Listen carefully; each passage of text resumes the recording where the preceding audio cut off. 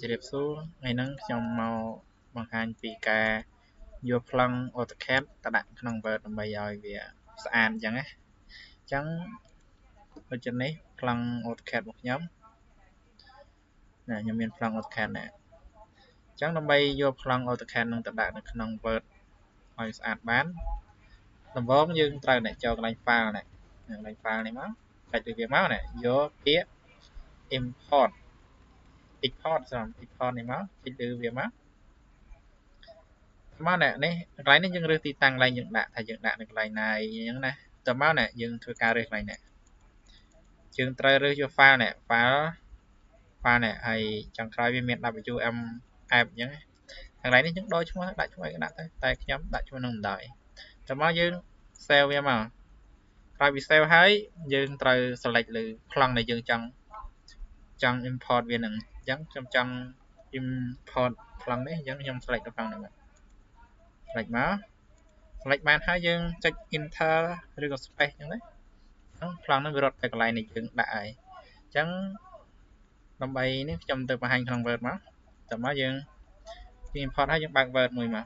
បើកកម្មវិធី Word មួយមកហើយបើកกระดาษថ្មីមួយមកអញ្ចឹងយើងចង់យកអាប្លង់នឹងដែលយើង import មកយកដាក់ក្នុង Word យើងចុចលើពាក្យ insert មកកន្លែង insert នេះមកហើយកន្លែង picture នេះតើមកយក identify នេះមកសម្រាប់នេះហើយយើងទៅរកទីតាំងដែលយើង import វានៅកន្លែងណាមិញខ្ញុំដាក់នៅកន្លែងនេះអញ្ចឹងយើងចុចលើវាមកចុចលើវាមកពេលមកយើងចុច insert វាមកលឹបបានអញ្ចឹងតែវាអត់ស្អាតទេអញ្ចឹងខ្ញុំដាក់វាលើกระดาษសិនដើម្បីអានប្លង់នឹងស្អាតយើងត្រូវគេ crop វាចូលអា matte picture កន្លែងនេះមកហើយយកពាក្យនេះ crop crop មកយើងអូសវាតូចមកប្លង់យើងមកយើងអូសវាឲ្យមកប្លង់យើងតែនេះរៀងត្រូវចាំវា generate ឲ្យស្អាតអញ្ចឹងយើង space មកតែមកយើងទាញវាធំទាញវាមកទាញឲ្យទំហំប៉ុណ្ណាដែលយើងចង់បានអញ្ចឹងប្លង់ហ្នឹងគឺឃើញវា smooth ជាងមុនតែគ្រាន់ថាវាត្រូវស៊ីមេធំបន្តិចអញ្ចឹងយើងកង់តើយើងត្រូវមកយើងកង់តើអាចថាដោតឌុយឬក៏កម្លាំងសិនឲ្យខ្លាំងអញ្ចឹងណាដើម្បីឲ្យវាដើរខ្លាំងបន្តិច